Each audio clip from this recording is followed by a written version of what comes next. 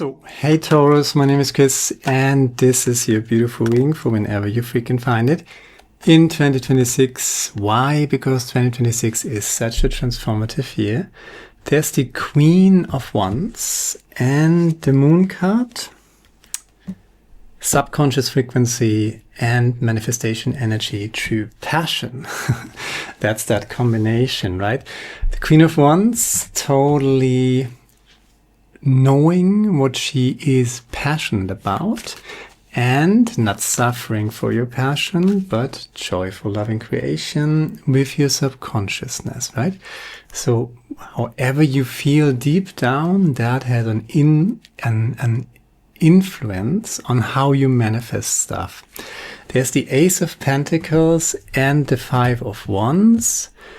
There's a lot of potential for wealth, abundance, and prosperity, and the obstacles that seem like obstacles on first sight are not really obstacles, right? So you got this. It's not the Five of Swords. It's no dirty fight. It's no war. Nobody gets hurt. It's just training. You're learning new stuff, right? You're manifesting this Ace of Pentacles thing here, and you're manifesting it co-creating with the universe, so to speak. That's a gloomy phrase for in the frequency of your subconsciousness. But we're coming back to that. Let's just deal 10 cards and see what we got here. Two of Cups and the Temperance card. Making peace with shadow aspects within yourself, making peace with the world as it is, not trying to fight windmills, valuing your inner peace higher than necessarily being right all the time, you know? You don't need to convince other people that you got, you know, the truth or the better version of the truth, you know? You either be right or you be happy. And in this reading, make peace with all the people. You don't need to be friends with them. The Two of Cups is not, some say it's about friendship, and the Lovers is about romantic love, and the Two of Cups would be about friendship. I don't see it at all like that. You know, these are antagonistic tendencies. These are fire and water coming together and kind of making peace.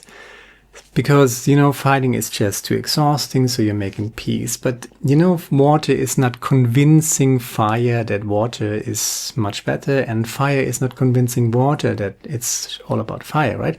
So they just coexist, but they, you know, you do your stuff, yeah, I do mine. It's kind of disengaging from conflict to the benefit of your inner peace, your temperance, your inner balance that informs your subconsciousness. If you have peace inside your subconsciousness, bam, da, dam, there is the Queen of Wands manifesting all that beautiful inner peace into whatever you want to create. And there is so much potential here, and you're doing that. It starts with favorizing peace, choosing peace. Don't necessarily convince people who do not want to be convinced. Maybe they just, you know, what do you care if you know, live your life and let others live their life. And you don't need to be everybody's darling, right? Prioritize your inner peace over being right or recognized as the person who got it right, right? So you don't need to prove anything. Yeah, there's the overthinking mind, and there's the Seven of Swords. There are toxic people, and sometimes when we've been around toxic people, let's just see it. When we've been around toxic people for quite a while, right? There's even the Tower and the Ten of Cups, right? So you lost something. So you got everything you need to make that Ace of Pentacles thing happen. Everything you need to manifest wisely, and there are no obstacles here. The only obstacle is inner turmoil or worrying too much, overthinking. that is the mind fuck. They are narcissistic, toxic people. Maybe you lost something, but maybe you lost something that was pretty toxic to you, right? Maybe you lost something that was very dear to you, right? I don't know that.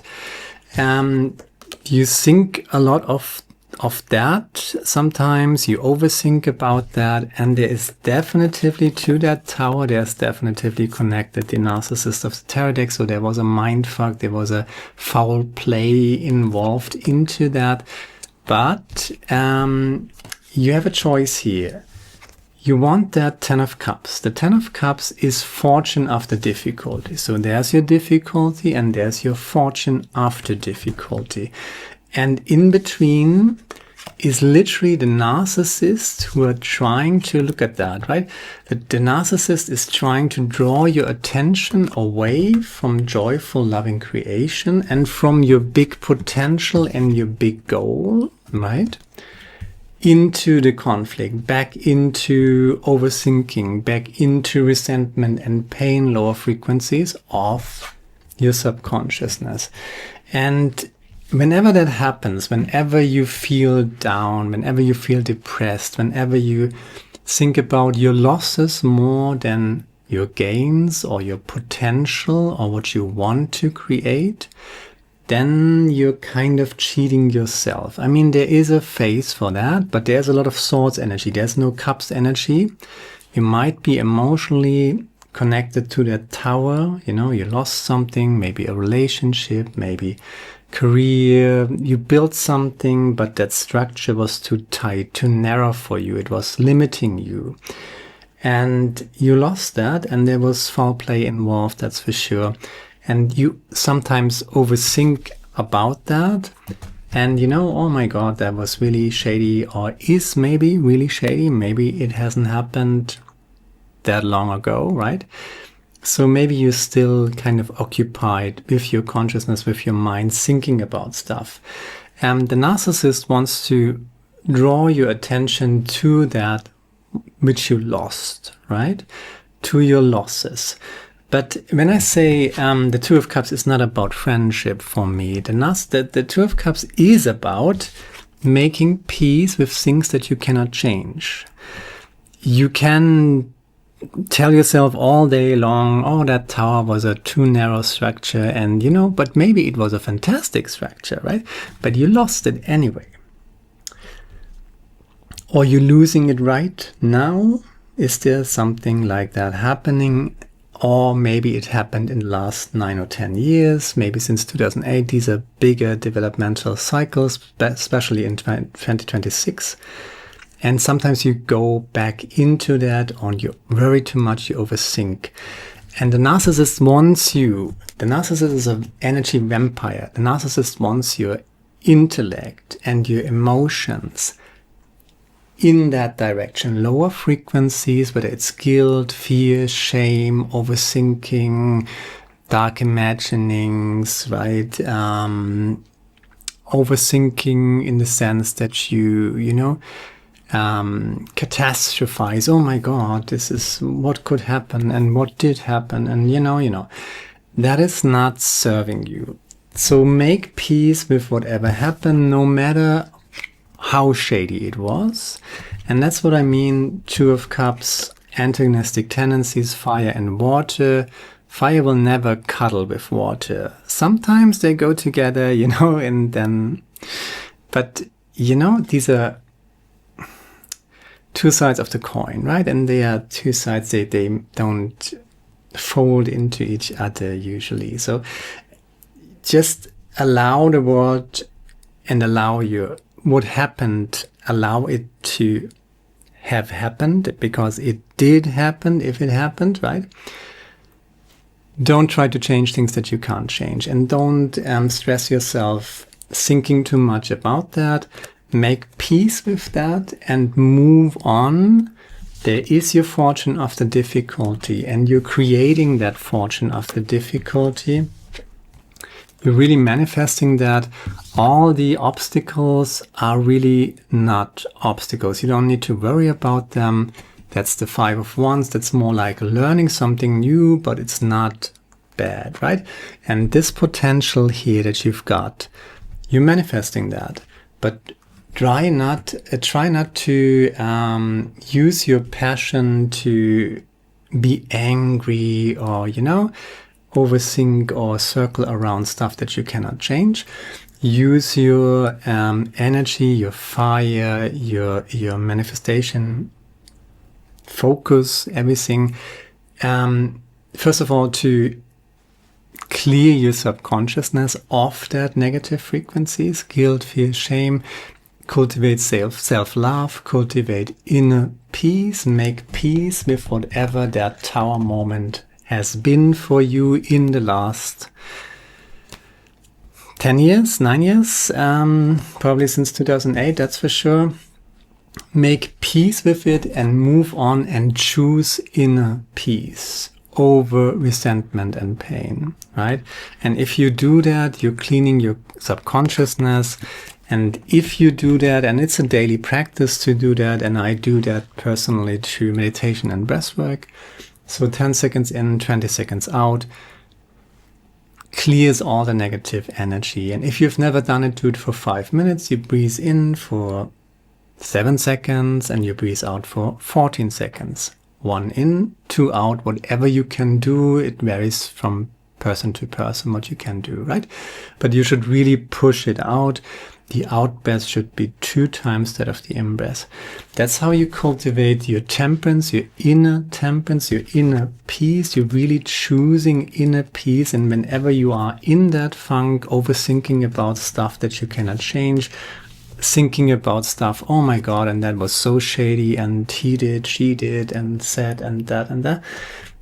You can't change the past. Don't go into the concept of guilt. Go into seize the moment and take responsibility for your life. And you start by making peace with the things that you cannot change, and then cultivate inner peace and stillness, and make that a conscious decision.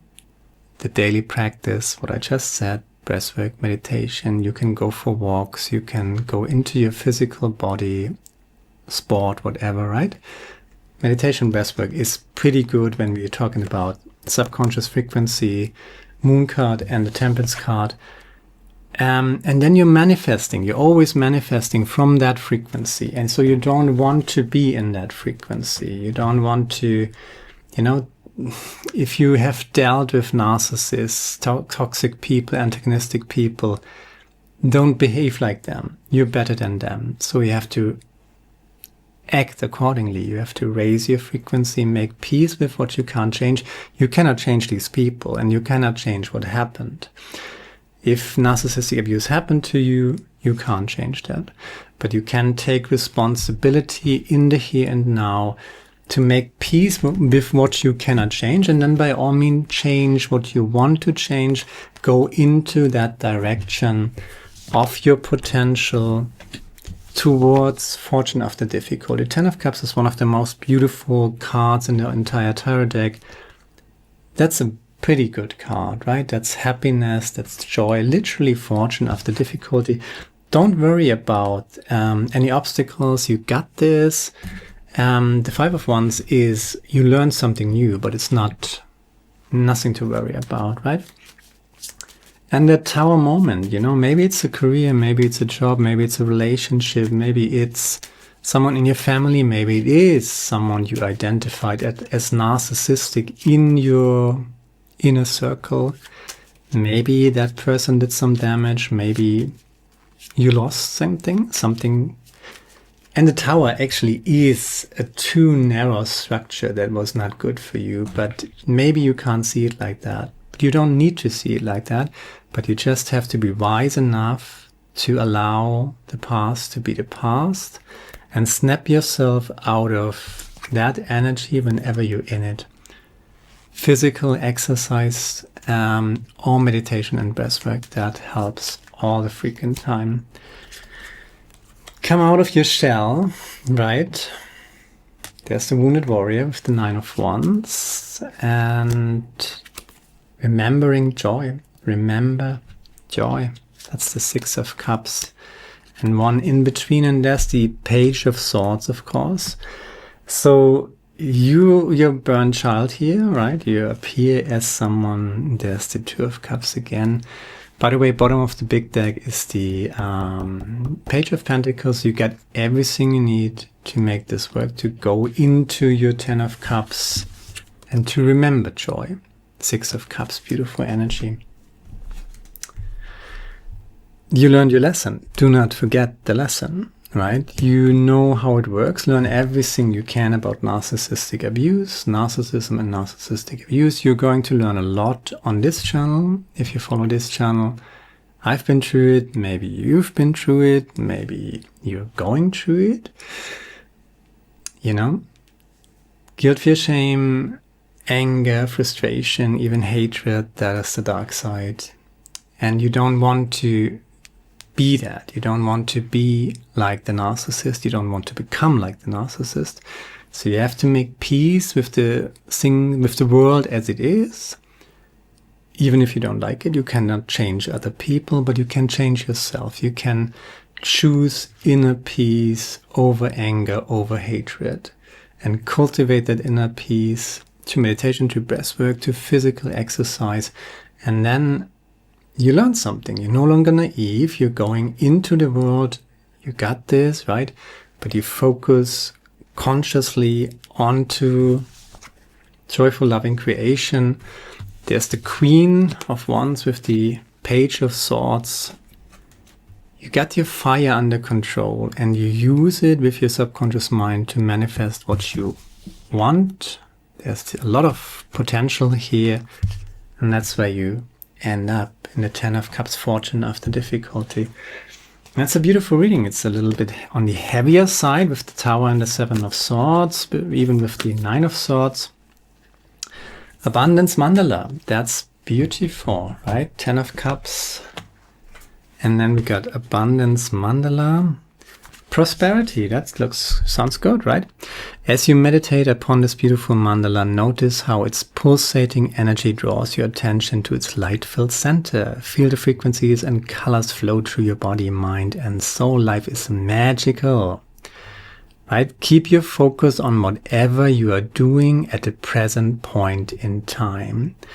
Abundance is yours. Believe this and begin to see opportunities surrounding you. The energy of creation is inexhaustible, is forever within you and around you. And keep your focus on whatever you are doing in the present moment. So if you meditate, if you do breath work, you're cultivating mindfulness, and you kind of realize whenever you're in that funk and you have a good strategy, meditation, breath work, to switch gears, so to speak. Deliberately switch gears, focus your attention onto your potential, onto your happiness, onto remembering joy. And then it flows. But you have to make peace with the world as it is, even if there are pretty shady frequencies around, right? That's just how it is. And that's all I got. Share, like, subscribe, leave a comment, let me know what you think about it. There's the yearly reading that I'm going to end, a link here at the end somewhere. Check that out. Check out your sun, moon, and rising if you want the full picture, and hopefully see you next time. Now, goodbye, my friend. Ciao.